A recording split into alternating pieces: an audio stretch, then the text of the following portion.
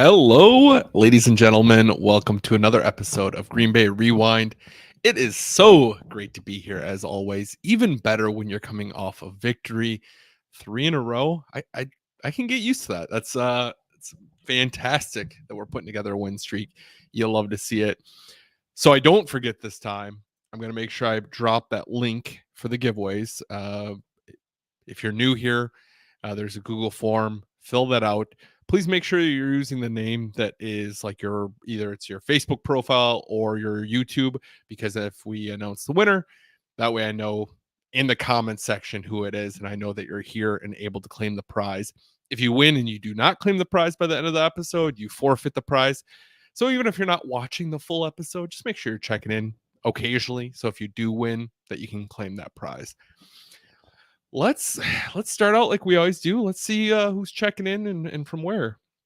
So starting out, we have Chad, who is watching from Altoona, Iowa. Hello, Chad.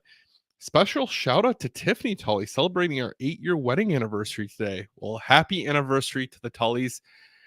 Such amazing people. I'm so thankful I've gotten the opportunity to get to know them over the years. I'm very excited for them to come up for the Lions game so we can all get together. Hopefully still doing dinner at my house. Chad, I'm sure we'll talk about that though. So happy anniversary. Heather in Knoxville. Heather, hope your package got to you. I know they didn't give me any tracking, so I hope it got to you. Let's see here. Katie checking in from Sioux City, Iowa. How is the same question goes for Corey here, checking in from New Ulm. Good to see you, Corey. But between Katie and Corey and Chad, who are kind of in Minnesota Viking territory, how's the vibe down there now that they lost to the Lions? I'm sure they're still riding pretty high. We have Frankie, who's dead to me. Frankie, you're throwing around that term friend pretty loosely.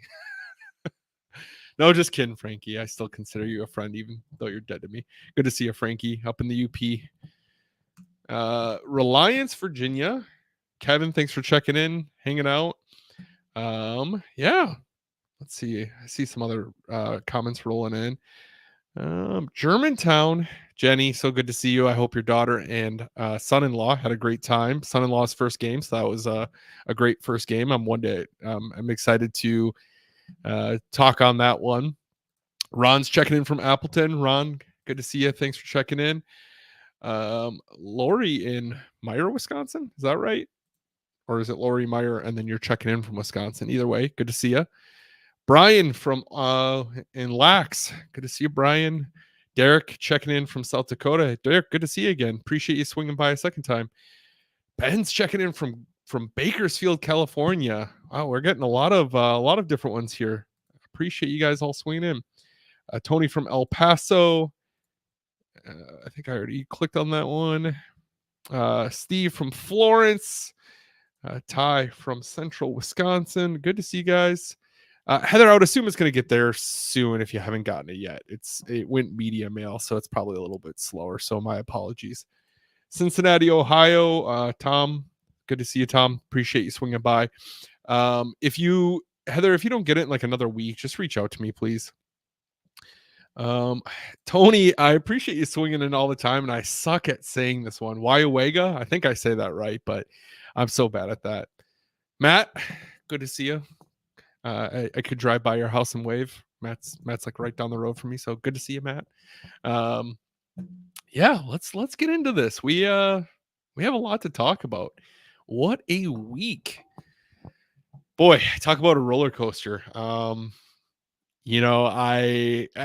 I'm sure many of you were on pins and needles that entire game, stress level just off the charts. Felt like every time something went right, something went wrong. And it was just a very stressful game start to finish. But the Packers ultimately end up advancing to 5-2 after defeating the Texans 24-22 off of Brandon McManus game-winning 45-yard field goal. Welcome to Green Bay, Brandon. What an introduction to Packers fans. I saw a lot of people that weren't even aware that we signed a new kicker. I saw a lot of people who were like, who's this 17 guy? Where's Braden Narvison? They were very concerned, especially at that final kicker or that final kick, because Braden Narvison was going to come out and kick. So it's pretty interesting. I don't know. I know I'm probably more in tune with what's going on at Lambeau Field and what's going on with the Packers. So I know not everyone is as closely watching that as maybe I am, but I thought that was kind of funny that people were very concerned that Braden was going to miss it when he's not even on the roster anymore. While the kick was impressive, right? You had to make it twice because they iced you the first time. I mean, you got that free kick, I guess. You didn't have to do it. You didn't have to do it, but you got the free kick. You want to take that so you can kind of adjust your leg. What was equally as impressive is Dan Whelan scooping the snap off the ground and getting it right where it needed to be in time. I know it said he was practicing in the dorms. He's been practicing his holds, and he's just been practicing the holds a lot, especially as Brandon was coming in. So it's good to see, preparation comes into play in the game, and it ultimately was the game difference. If Dan doesn't get that, Daniel doesn't get that up, it's a different outcome. So thankful he did. Speaking of Daniel Whelan, I don't remember the last time the Packers had a weapon like Daniel Whelan at punter. If you're unfamiliar with Whelan, as I'm sure many of us are, so he is a punter. We talked about that. So he's originally from Ireland. He moved to California when he was 13. He had a brief stint with the Saints before getting cut before the final during the final roster cut downs. And then he played for the XFL for a season. He did pretty well in the XFL, got nominated for some awards, and then they brought him in for punting competition for Pat O'Donnell in 2023. He ultimately won the competition and became the starter. So he's been starting for us now since last year. And boy, pretty impressive.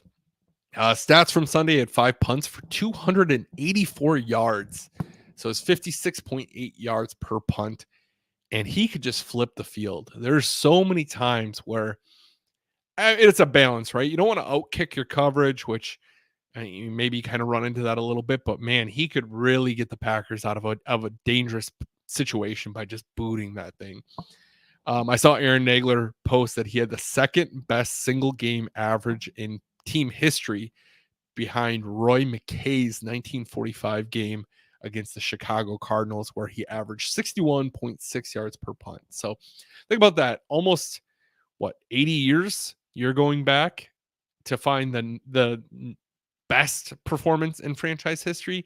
And Dan, set the second best in that game against the Texans. So what an asset. Very lucky to have him. Hopefully kickers figure it out. So then maybe we can start feeling good about our special teams unit as far as kicking and punting. Long snapper still a little bit of a concern, but I did see they cut our long snapper Matt Orzalik earlier this week. I'm sure it's just a formality, and I'm sure he'll be back, but I don't know if I saw that he signed back. Maybe someone else knows that off the top of their head. I've been pretty busy with work, so it's been a busy week. Just checking the comments here. All right, so let's talk about Jordan Love. I know Jordan's got a lot of good things going for him. A lot of people are focused on some bad things, but let's talk about it. He obviously had a very up and down day. He finished the day with 24 of 33 for 24 of 33 for 220 yards, 3 touchdowns, and of course those 2 interceptions. He ended on a high note by running that 2-minute drill to put the Packers in field goal position, which ultimately ended up being the game-winning field goal, helping the Packers secure their win. He's got a league high interceptions. He's tied right now. I've seen so many people focused on his interceptions. He's registered 9 straight games with 2+ touchdowns, and I posted about that. It's the NFL right now. It's the highest. I don't know. I'm spacing on it, but he's got the most consecutive games right now in active NFL with 9 at 2+ per game. And not all, a lot of the comments I'm getting on that post are, well, what about his 8 interceptions? He's got 8 interceptions. Oh, he's also leading the league in interceptions. He needs to stop turning it over. Turnovers are going to happen for a quarterback. Welcome to the NFL. He's not to say he shouldn't throw any more interceptions or he's got to stop throwing interceptions. That's going to happen. We've seen a lot of interceptions of his this year come off of deflections. Now, they weren't always the most beautiful passes, but if you're hitting the receiver's hands and it's deflecting out, going somewhere else, that happens. And defenses get paid to play too. We saw the one where the defense was in his face, forced a high ball, which went over Christian Watson's hand. Safety made a play on it. Welcome to the NFL. Defense gets paid too. And I'm not gonna say the deflections. If you take away the deflections, it'd be fine because he's gotten away with some interceptions that should have been interceptions, and that's just how the ball bounces. But what I do think is interesting is I saw the NFL MVP odds, and Patrick Mahomes right now is leading the NFL MVP odds. He has the best odds to win MVP. Patrick Mahomes this year has right now as many interceptions as Jordan Love. Jordan Love's tied with 8 interceptions with Patrick Mahomes. Jordan Love this season has 15 touchdowns. Meanwhile, Mahomes has 6 touchdowns. So Love almost has 3 times the amount of touchdowns that Mahomes has, and they have the same amount of interceptions. Jordan's played 2 games or missed 2 games due to injuries. I don't know if the Chiefs had a bye week. They very well could. I don't know how many games Mahomes has played in comparison. Obviously, Mahomes is going to have more leeway, right? He's won 3 Super Bowls, phenomenal quarterback. He's won MVPs. He could retire today and be in the Hall of Fame. So he's going to get more leeway. But I do think it's interesting that fans, and a lot of them probably are maybe around the NFC North, maybe not necessarily Packers fans, but there's a lot of Packers fans that are so hung up on Jordan's interceptions. Yes, you want to dial them back. I understand that for sure. However, I don't think you want Jordan to go into a game scared. Even if he makes mistakes, I don't think you want him to scale it back too much. I think that's part of what makes Jordan a great quarterback. He has a very short-term memory. He can put a ball in a window. We saw that in the touchdown to Tucker Kraft. He put that ball exactly where it needed to be, ended up right through the D-back's hands, and put it right in Tucker Kraft's basket. Incredible play by Tucker, of course. Incredible throw by Jordan. And I think if you put that pressure to be like, scale it back, scale it back, scale it back, I think you're going to kind of turn that into this like robotic quarterback who starts overthinking it. I would almost rather a quarterback that's like, hey, I'm going to throw some interceptions, but I'm also not going to be scared about making mistakes. And I'm going to go out there and I'm going to throw touchdowns as well and keep us competitive. Now, you obviously need a defense to make that work, and the Packers had that so far have had that this year, which makes it a little bit easier. When you make mistakes, that defense can bail you out a little bit more. Kind of the recipe we saw with Favre early in his career. He threw a lot of interceptions, but he also had a defense that helped bail him out, and it made it a little bit easier. Now, I've looked at Favre's early seasons or early career stats, and for how different the throwing game was then, I mean, Favre threw a lot of interceptions. So as long as Jordan keeps on pace of just throwing multiple touchdowns a game, we're going to be fine. I think things will tighten up as the season goes. He's still going to throw interceptions. He's going to throw interceptions where you're like, ooh, he probably shouldn't have thrown that one. But he's also going to throw touchdowns that, blow your mind on how he threw that. And it's kind of an odd year this year with interceptions. We talked about Mahomes having 8. Aaron Rodgers has 10 touchdowns and 7 interceptions. That's very unlike Rodgers. Kirk Cousins has 10 touchdowns, 7 interceptions. Brock Purdy has 9 touchdowns, 7 interceptions. All that list of guys, Aaron Rodgers, Kirk Cousins, and Brock, I don't know that I take any of those over Jordan Love. I love Love's arm talent, and I think he brings so much to this offense, and I love that short-term memory he has. And if he makes a bad play, whatever, Romeo's down there somewhere, we're going to make a good one. And what also is kind of odd here this year, so historically, Josh Allen of the Bills has thrown a lot of interceptions. Historically, he's been the guy that throws touchdowns, and he throws high-risk touchdowns, super big gunslinger, and he throws interceptions to go with it. This year, he's thrown 12 touchdowns and 0 interceptions. So it's kind of an odd year across the board in the NFL. Um, I just I don't know. It's one of those. So I do wonder what will it take for Jordan, or excuse me, I'm kind of getting ahead of myself. I wanted to say this before I kind of go to the next step here. Today I was browsing Reddit after I got done with work, just kind of looking to see if I missed anything on the day. And I saw a great post that feels so accurate.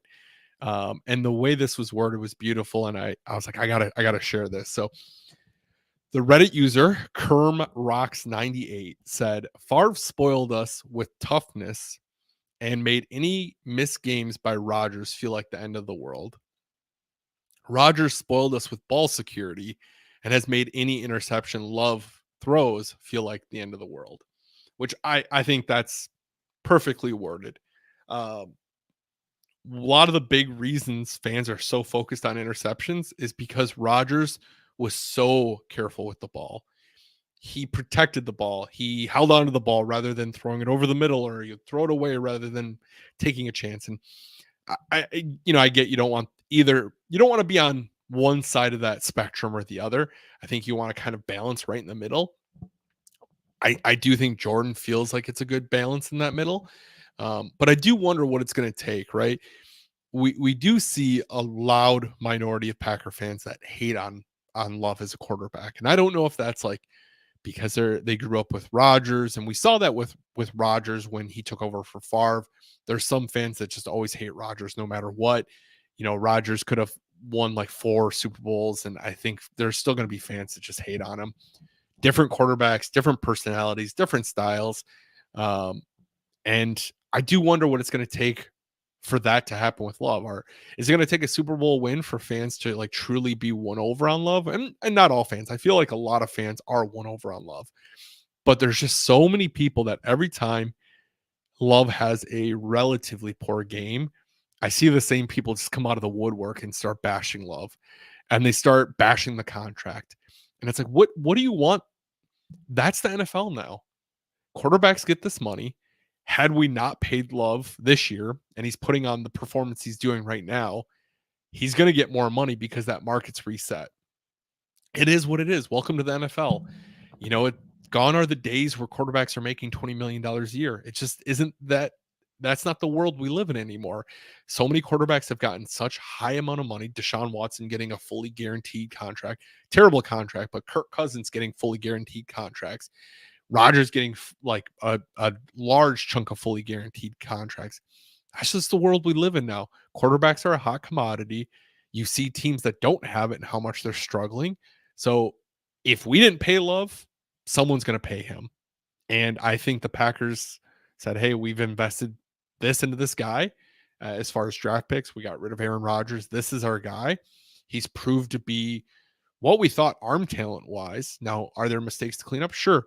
But he's worth that money to us. And unless there's another NFL general manager that wants to slide in my comments and make an argument otherwise, I don't think you'll find one. I think most general managers in the NFL would be happy to have Jordan Love on their team. I don't know, it's just my opinion. So I do wonder what it's going to take. It is what it is, I guess, but it's just always interesting. Kind of the fun stat of the week that I saw. Love is the 4th quarterback in NFL history, 25 or under, to have 2+ touchdown games, or for 2+ touchdowns in a game for 9 consecutive games in NFL history. So the other 3, pretty good list to be a part of: Dan Marino, Brett Favre, and Patrick Mahomes. So all 3 are going to be Hall of Famers. I wouldn't put Jordan Love in Canton yet by any means, but pretty good company to be a part of. 9+ games. It's 11 if you're counting playoffs, but 9+ games of having 2+ touchdowns is a pretty good feat. Like I said, it's the longest in active NFL going on right now. So this past weekend, we saw, him throw a touchdown to Josh Jacobs. We saw that one to Tucker Kraft that we mentioned, and we saw one to Dontavian Wicks. That one to Josh Jacobs is his first receiving touchdown in his career. I know Tully and I have been talking about that. I know we've talked about it in past episodes. So, happy to see him finally get one. It was his 80th game in the NFL, before he finally got a receiving touchdown. And the thing is, he said he's not even going to keep the ball because it was Jordan Love's 50th passing touchdown. So rather than keeping it, he wants to give it to Jordan since it was his 50th. We'll see. I could see Jordan saying, "Nope, you keep it. It's fine."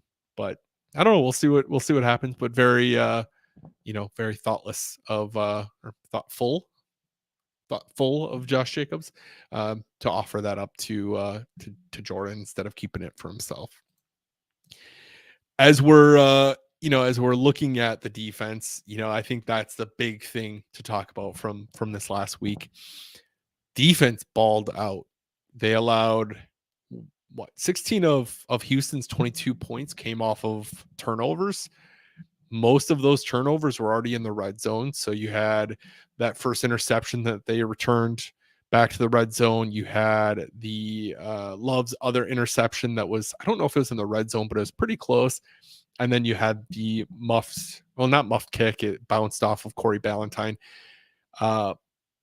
Really to only allow an additional 6 points throughout the entire game, taking away the turnover points, is so impressive. It just blows my mind. You saw the Packers only blitz on 17% of Stroud's dropbacks, but got pressure on half of them. I know Jeff Hafley got a game ball, and it was well deserved. I cannot express how good of a game plan he came in. We've seen Rashawn Gary get so much flack for not being able to generate pressures because they always put him in the same spot. He's getting chipped, he's getting double teamed, and they're really taking him out of a game because of that. Not this week. Jeff put together a game plan that had Rashawn moving all over the place. You saw him rush the edge, you saw him rush the middle, you saw him just moving around, and it showed. He was wreaking havoc in that backfield. 7 pressures on Stroud. He was in Stroud's face all day long, hurrying him up, making him run out. The game plan Hafley put together was unbelievable. Defense registered 4 sacks. And more impressively, they had held Stroud to a mind-blowing 86 yards in the entire game on 21 attempts and 0 touchdowns. So we talk about Love and throwing interceptions, right? So I'd be really curious to hear the perspective of some of these fans that harp on Love and his interceptions. Would they rather have a player like CJ, which CJ is an incredible quarterback, phenomenal quarterback, but CJ, rather than trying to make plays and risk anything, anytime something kind of broke down, he just threw it away. Threw it away. Or he would scramble for a couple yards. And I feel like Jordan he's like, hey, man, I trust Romeo. There's a few really contested catches that Romeo made. So I'm curious on their perspective. Would you rather have a quarterback like Stroud, Stroud's a phenomenal quarterback? Any franchise, I think, would be very happy to have CJ on their team, who maybe was a little bit more conservative with the ball than Love, but he only put up 86 yards during the game, no touchdowns, was pretty ineffective as a quarterback against Hafley's defense. And maybe a lot of that's on Hafley. I don't know. Maybe that's a lot on the scheme, but Texans have an incredible defense as well. And yes, they made Jordan pay on some passes, but Jordan made them pay just as much. So talking about Hafley's defense over the last 5 games collectively, the defense has allowed 22 points. 7 versus the Vikings, 3 in the second half. Excuse me. I don't know if I said it in the second half. Against the Titans, 7 against the Titans, 3 against the Vikings, 6 against the Rams, 3 against the Cardinals, and 3 against the Texans. If you can keep that up in those halftime adjustments, I think this team could really win every single game. Now, we have some tough opponents coming up. We're going to play Minnesota again. We have Detroit twice. You have some tough opponents coming up where to limit all of those opponents to under 1 score in a second half seems very unlikely. But man, beautiful to see. Beautiful to see. When big parts of those defense, sorry, I got something in my eye. Big parts of those defense are players that we've acquired. We talk about the linebacker room and the safety room that the Packers have now. compared to previous years. I feel like linebacker and safety since Nick Collins went down in 2011, since maybe since my boy Des Bish, since he went down in 2012. Um, you know, uh, I feel like linebacker room and safety room has just been weak. We've had some good players coming in and out, but they don't last. They don't make the impression that you'd like them to make. This linebacker and safety team or squad, the depth on these two, it's just mind blowing to me. You had let's take a look at linebackers. You have Quay Walker, who left the game early with a concussion. Isaiah McDuffie, who's been phenomenal at making tackles. He doesn't miss those open field tackles. Really good with stopping the run. Edgerrin Cooper, who should be on every single snap, if you ask me. That dude is just a ball player. He makes plays. He can just I don't know. He just has that IQ and he just shuts off his brain and goes. Eric Wilson, who played every single snap, or no, excuse me, I was Evan Williams. Eric Wilson, though, I will say, I saw some fans that are like, when did we get this guy? He was on the team last year. He made that impressive fumble recovery in the playoff game against San Francisco, if you remember that, where Keyshawn fumbled. But he had himself a game on Sunday. He produced 2 sacks, a couple big tackles for losses, and a couple big pass breakups leading to 4th downs. That's a great problem to have when you have 4 linebackers who should all be fighting for playing time. It is a little interesting that at times I feel like Quay is probably the odd man out of that group, considering he was a first-round pick. But I still think there's a lot of promise for Quay. Very athletic linebacker. I think he's just got to kind of trust himself a bit more. And I trust that Jeff's going to get him in that spot.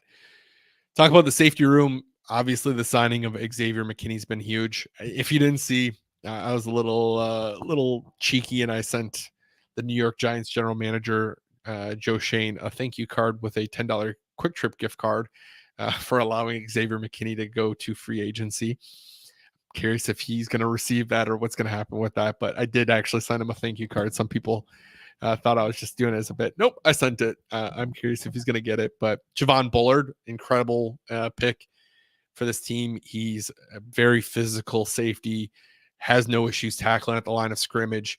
We saw him hit, who was it? The Eagles receiver. I don't know why I'm spacing on his name that they got from the Titans.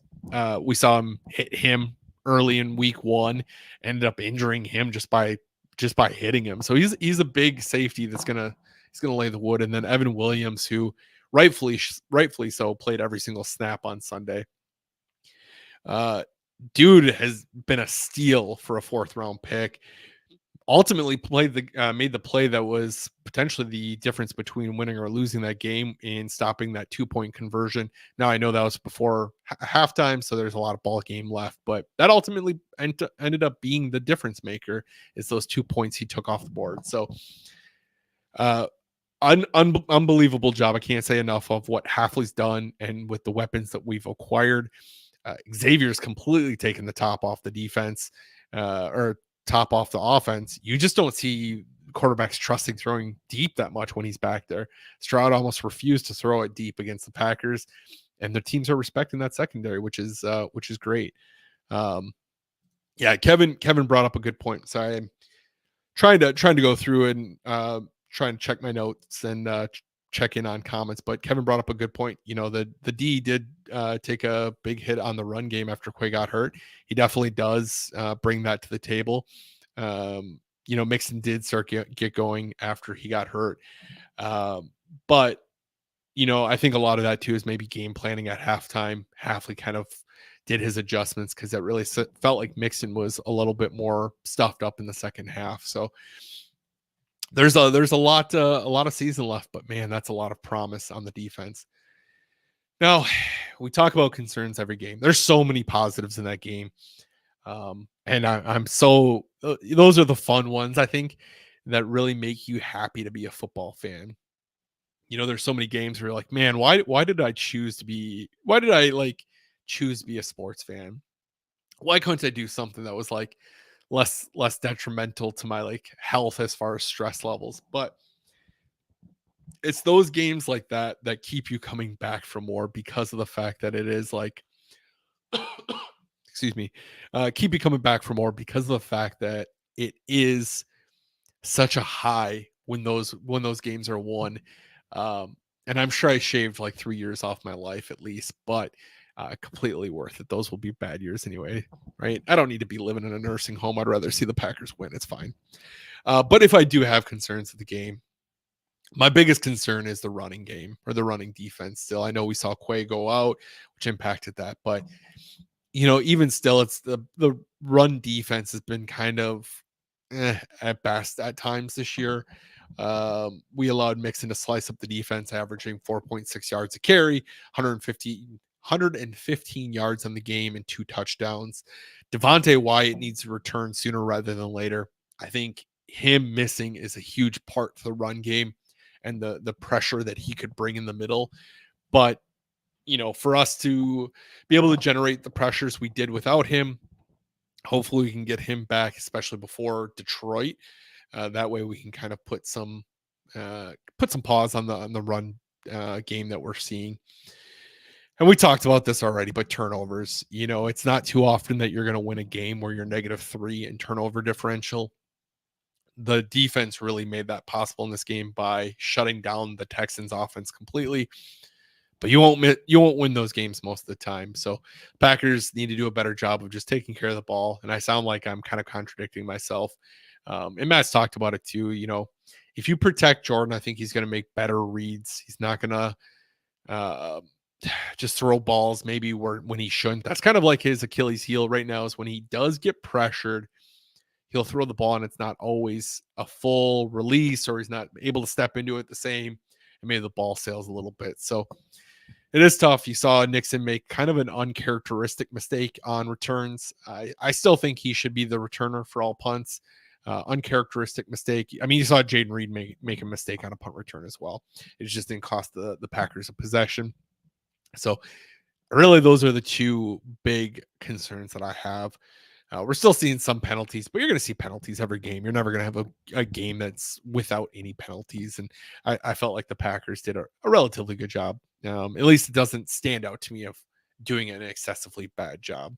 I also didn't look at the totals or anything like that. So that's kind of the synopsis here. How are you guys feeling about it? Any questions that you guys have as we're kind of heading into the next segment here of answering some questions?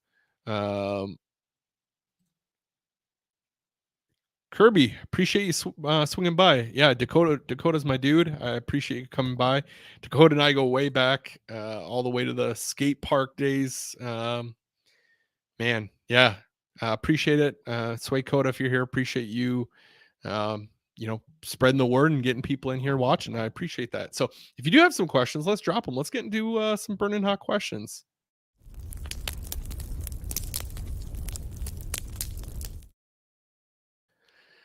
So before getting into the questions, I just want to say thank you so much to Legend Larry's for sponsoring the show. All season long, we've talked about this during Badger games, during Packer games. You can get a dozen wings when you dine in for only $10, which is a steal. I need to get in there, especially during a Badgers game. I like the Badgers. I cheer for the Badgers, but I don't follow it like I do Packers football. So I can definitely go in and indulge in some $10 wings and not have the stress of like a Packers game that hinders my appetite. So if you're in the area in one of their locations, go take advantage of that deal, because it is a great deal. So let's talk about the game coming up. Derek's already coming in hot with a great question. Derek, which appreciate you coming back again. Do I believe in Rich as a special teams coach? Have we gotten any better? Whew, I better take a drink of this one just to mull this over a little bit.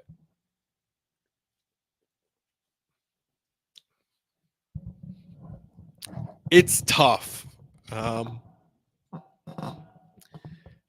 that's so tough, because I feel like there are so many things, and I don't like to be like an armchair coach or anything like that, but I just feel like there's so many things that don't make sense to me. I don't understand. I still don't understand why Jaden Reed's back there returning punts. I feel like he's so valuable in this offense, which I believe was your question last week, Derek. like about Jaden Reed returning punts, and should he? He's just too valuable. I don't understand it. You paid Nixon money for this. I also get frustrated that we don't see the return on the investment of Rich. And I hate being overly critical about coaches because Rich is a really great guy. He provides a lot of leadership to the team. He's the assistant head coach. A lot of guys respect him. But I don't think we're getting the return on investment for special teams as I would like to see. Um, how much is that of that is on his shoulders? It's hard to say, right? You can coach guys all you want till you're blue in the face, but if they go out on there in game day and they're not making the plays that you're coaching them to do, your options are either to take them off the field, but if you can't replace them with someone better, you're kind of doing a disservice to your team. So it's like you can lead a horse to water, but you can't make him drink.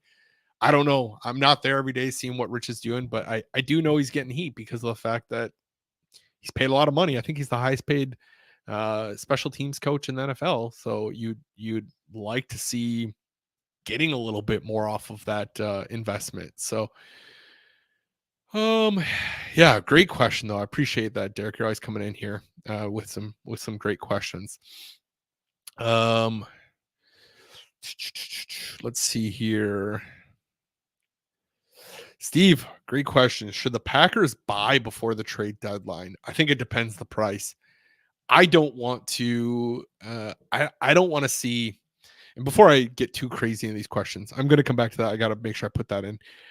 But here's that form again. We're going to be drawing a giveaway winner after this segment. So make sure you're checking out that form. If you have not done so already, if you've already entered your name, if you've already filled it out, don't do it a second time. Just if you're just now tuning in, make sure you check that out. Uh, but yeah, I think it just depends the price of the buy, right? Like I don't want the Packers to overpay on something, um, especially if you're maybe not going to get the return because maybe teams are just, I don't know. It just depends what you can get. Now, if you get like Max Crosby for like a Devontae Adams type of trade, I would probably give that up. I think what he would give for that pass rush would be incredible. I don't know if he'd want to come to Green Bay. I don't know if Green Bay is like the place for him. Obviously, Rich Bagassa's here. Bagassa. I don't remember how to say his last name, but Rich is here, which he's familiar with. He probably has a lot of appreciation and respect for Rich. So, but I don't want to see the Packers give up like a first round pick and have to pay all this money for a player that maybe we're just not going to get the same return on. I don't think the Packers would do that because generally teams that are kind of desperate do that. And I don't feel like the Packers are in that desperate spot. Kirby there. Yeah, Kirby there. I should have saw your question, but Basashia, at what point is he on the hot seat? That's a good question. I am not a good gauge on that at all, but I don't know because the team is like they hold him in pretty high regard. But I do think at a certain point you need to ask yourself, we're paying him a lot of money for a special teams coach, and if we're not getting the return on it, what are we paying for?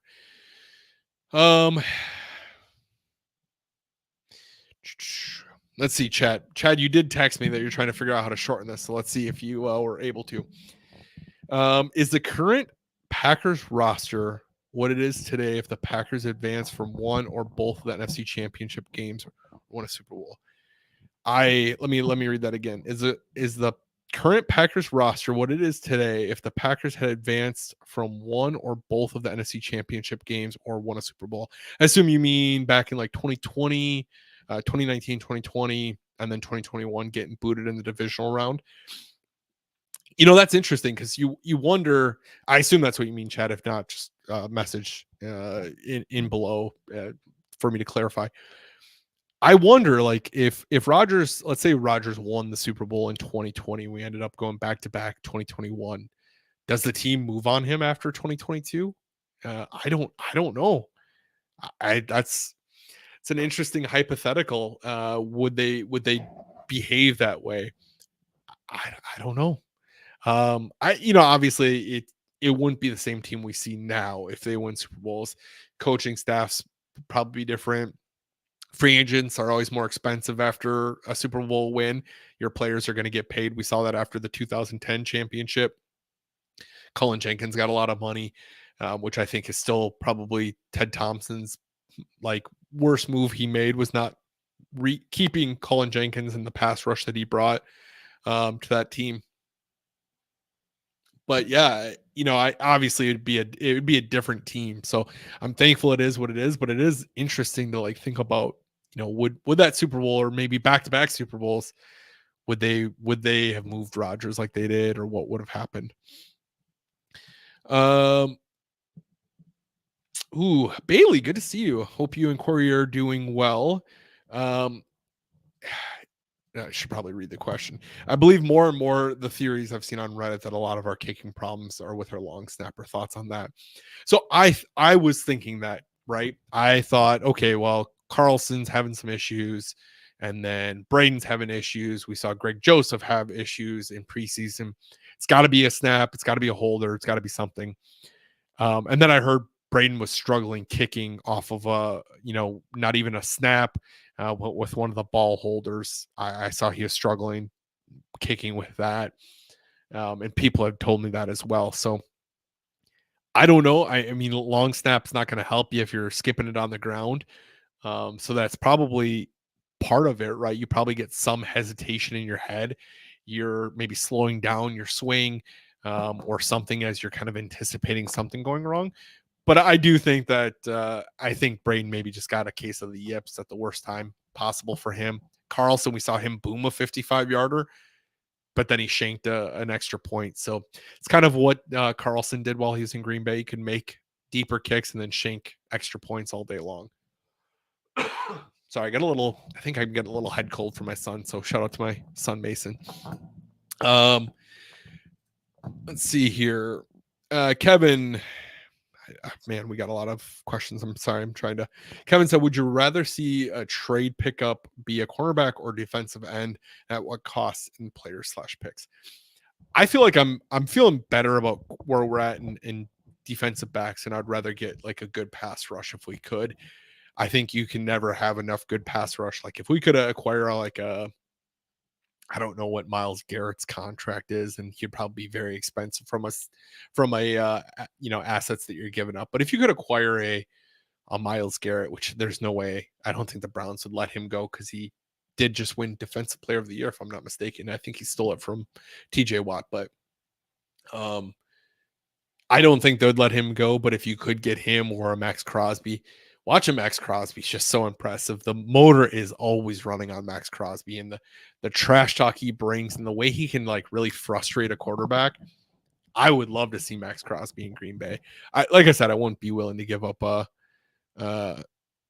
wouldn't be willing to give up any significant picks or anything like that. I just don't want to I don't know. I don't want to sell away our future just for like a now perspective.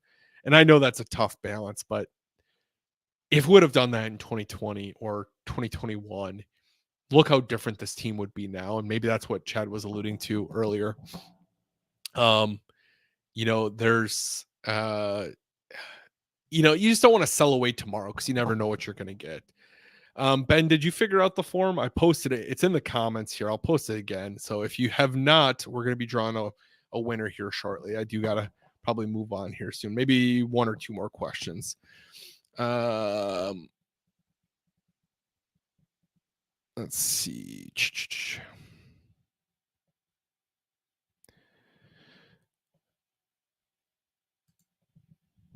Ooh, Dakota says, pretty sure I missed this talk, but do you think Jair's walking the talk or just talking? Not sure how I'm feeling about the chirping lately. Good question, Dakota. Yeah, I mean, Jair he chirps, man. Going all the way back to college, he loves getting in people's heads. That's kind of his job, right? He gets in people's heads. You saw him, what was it, against the Cardinals when Evan Williams made the forced fumble. Jair wasn't even in on the play. He didn't recover it. He didn't do anything, but he went over and talked smack. And I think that's just his way to get in people's heads. I know a lot of people do not like that about him because they feel like that he shouldn't be doing that he should be more focused on his play. But hey, that's a sign of a good good cornerback, right? One that's going to just chirp and trash talk and be so confident. And even if they do, get a pass caught on them, that they're going to still chirp and move on to the next play. So let's do one more question, and then we're going to be drawing a winner here. I'm kind of running a little bit behind. So Ohana Packers edition. Joe, good to see you. Joe runs a good website, good page, good person to check out here. Did I make it over to see Jerry Kramer at the alumni signing? I swung by. I didn't stand in line. I had my little man. My wife was out to brunch with some friends and hanging out with some friends. So my son Mason and I were just kind of running around Lambeau Field. We went over to the Titletown to see the pumpkin stuff. And we just kind of walked around. So I went in there. I saw the line, but I was just kind of walking around. It's a little bit tough with a 1-year-old. He doesn't have the patience to sit there and wait. So we always got to keep it moving. But let's draw a winner here. So let's flip this around. I need to get a video so I can kind of transition a little bit smoother to these giveaways. Huge thank you to Nicolay Law. Of course, Nicolay Law. I'm so thankful to be working with them. They've been absolutely phenomenal, and these giveaways would not be possible without Nicolay Law. Each week now we have the possibility of potentially doing three giveaways. Today we are only doing one, but the other two scenarios, one is if the Packers lose, because even when the Packers lose, bad things happen in our lives. Nicolay wants to make it better. So if you are injured, get Nicolay, of course. But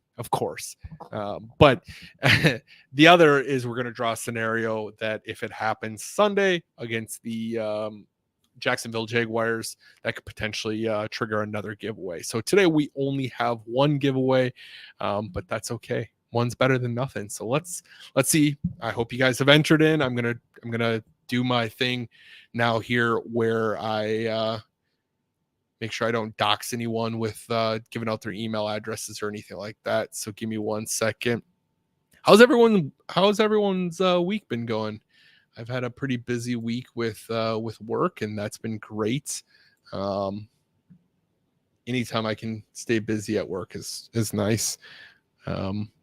But yeah, we went to for work. We went to a new brewery, newish brewery in town, and that was pretty interesting. I hadn't been there before.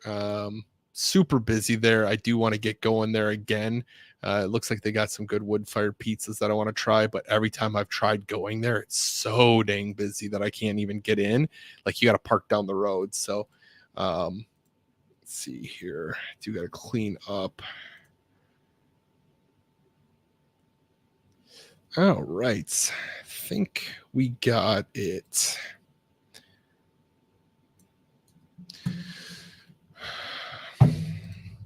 Let's get this screen share. Hope everyone can see that. I think we got 21 entries, 22 entries, I think it says. So good luck to everyone. I'm going to be shipping these out along with Joe's that he won last week. I'm going to be shipping it out this week. So good luck. Here we go.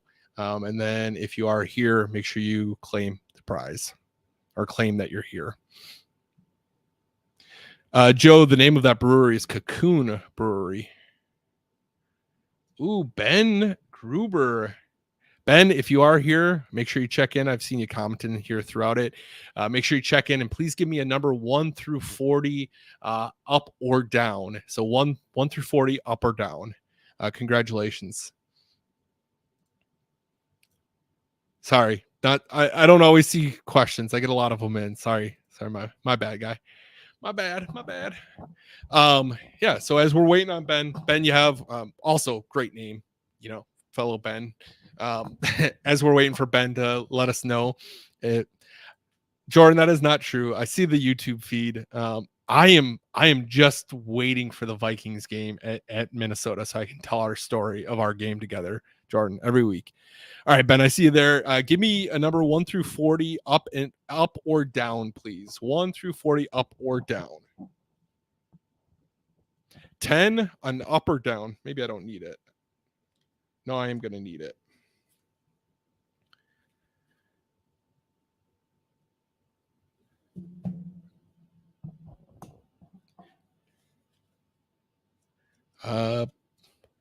Ben, up or down, up or down.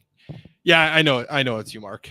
I was 90% confident. I wasn't 100% confident. 90% confident. I didn't know you were not on Facebook anymore. All right, Ben, I'm going to give you like another 30 seconds to say up or down. Otherwise, I'm going to make that decision for you. That way we can draw this and start talking about the Jaguars.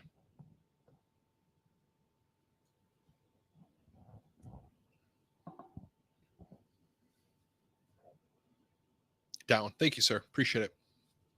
And the reason I do that, to explain, if you're new here, I have at the start of this season, I had 40 envelopes. 40? Yeah, 40 envelopes.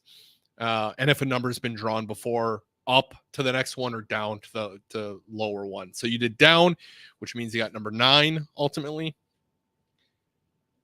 Let's see what you won, Ben.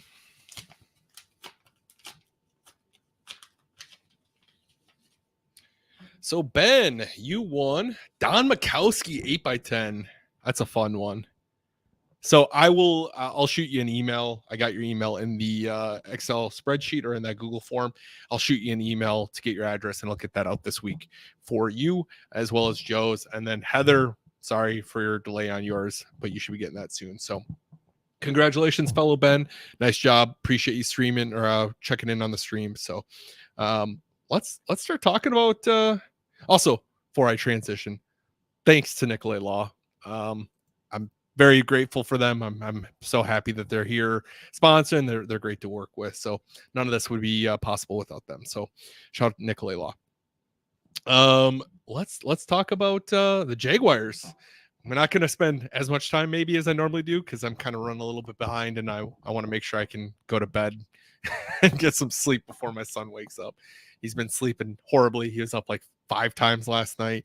Not a fun time. So both teams kind of on a very opposite direction here right now. You have the 5-2 Packers going against the 2-5 Jaguars.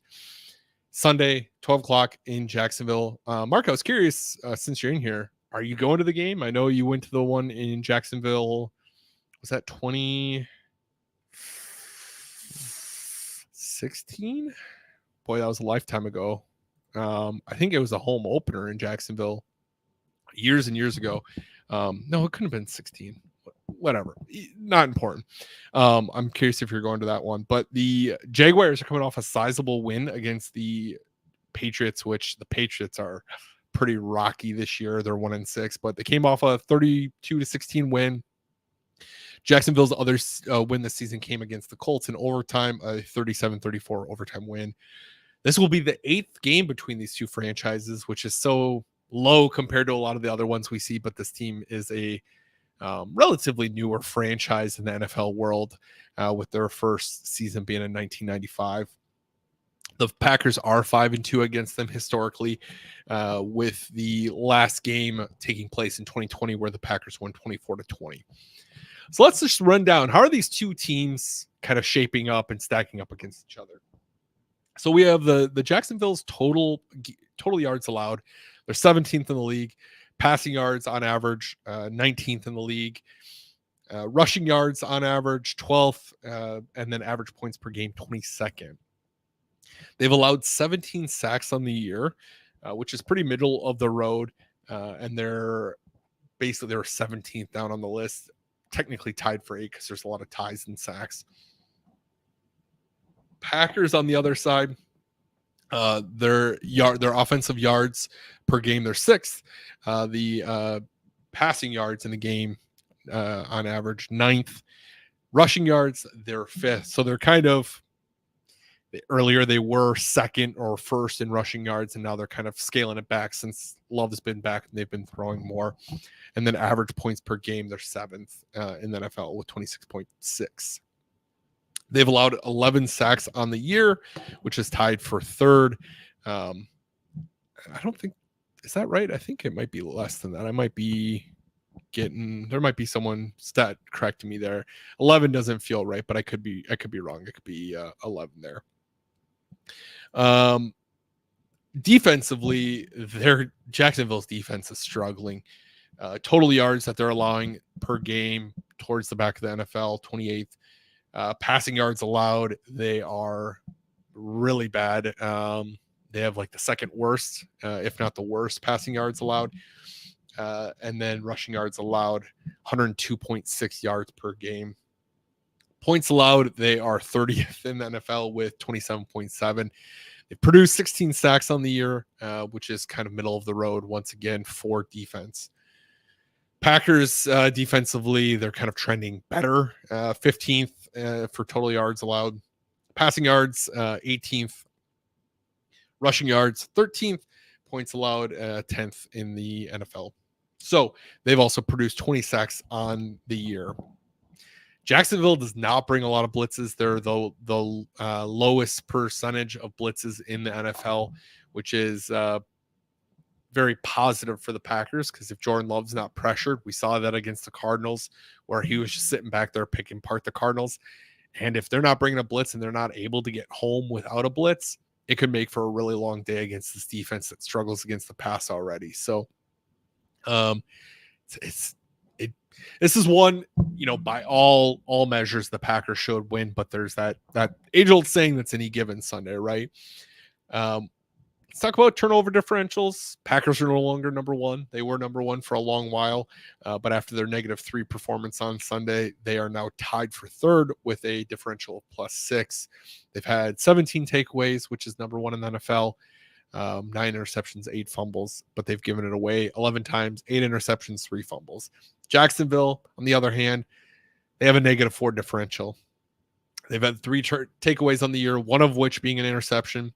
They've had 7 giveaways this year, 3 interceptions and 4 fumbles.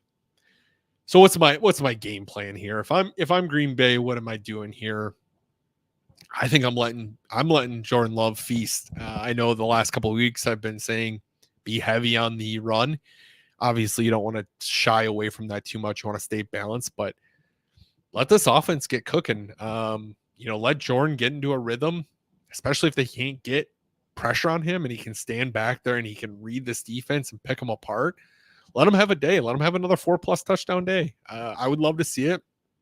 Jacksonville might be coming in with a little momentum since they beat the Patriots 32-16, but I still think this is a pretty banged up team. They're lacking a lot of components. They do have some weapons, right? Trevor Lawrence, he can make some good throws. He was the number 1 overall pick. He's got a good contract from the Jacksonville Jaguars.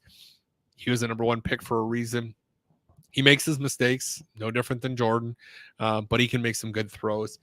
But they have a couple strong pass rushers. They have Evan Ingram, who can make you pay as a tight end, and then they have Christian Kirk, who got paid a lot of money as a receiver. I'm not super familiar. I don't watch a lot of Jacksonville Jaguar games. They just don't pop up for me a ton. So, but if I'm the Packers, I'm just letting Jordan pick them apart. I'm letting him, do his thing. Still focus on the run game. Still stay balanced, but focus there.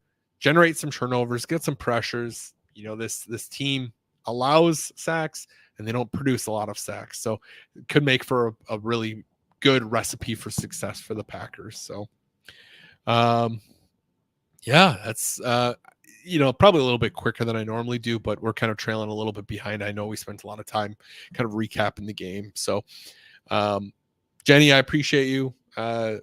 Jenny says this show is my Tuesday ritual now. Nice work, Green Bay guys. See you next week. Don't leave before the story, Jenny. We always got the story, but I appreciate you always swinging in and all the support you give me on my page. Same with so many people. I've seen so many people, coming in week and week out. Heather's another one. Mark, of course. Corey's in here every week. So a lot of, and then Ron, the Tullys, of course. Jordan, I've seen you a bunch of times. Sway Coda. A lot of people I'm seeing in and out every week, and I really appreciate that. I know I miss more. I know, let's see, trying to think. Well, I know Corey, and I know you guys are just like lingering in the background.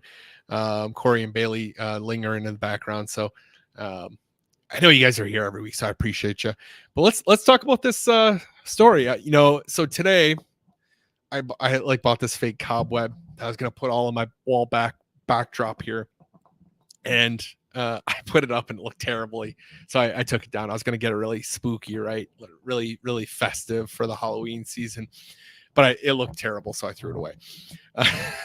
But I did want to make today's story a little bit more of an eerie one for the Halloween vibes. And today's one is just that. It's a little bit shorter of a story, but it's a good one. And I'm sure it's one that a lot of people know.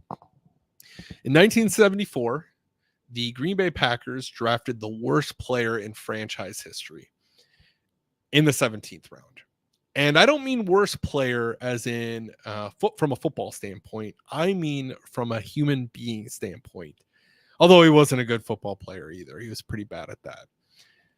But this player that they selected, this wide receiver, Randy Woodfield out of Portland State, Randy ended up becoming more well-known for things he did off the football field rather than on the football field. Randy is better known as the I-5 killer, and he was convicted of one murder, linked to 18 others, and suspected to be involved in 44 more beyond that.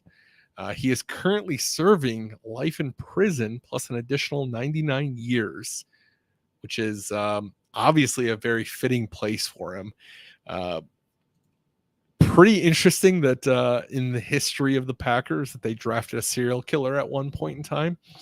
Obviously, you never want to make that draft pick, but when people bring up Tony Mandrich, just maybe remind them of Randy Woodfield.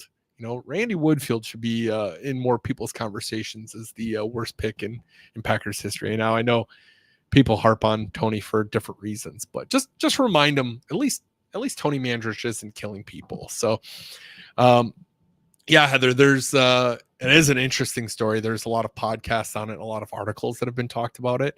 Obviously, it's not something that I can't imagine that the Packers are proud that they drafted him by any means, nor would anyone be proud to be associated with that. But it is pretty interesting. Ben, I-5's 20 minutes from my house. Well, that story hits even closer.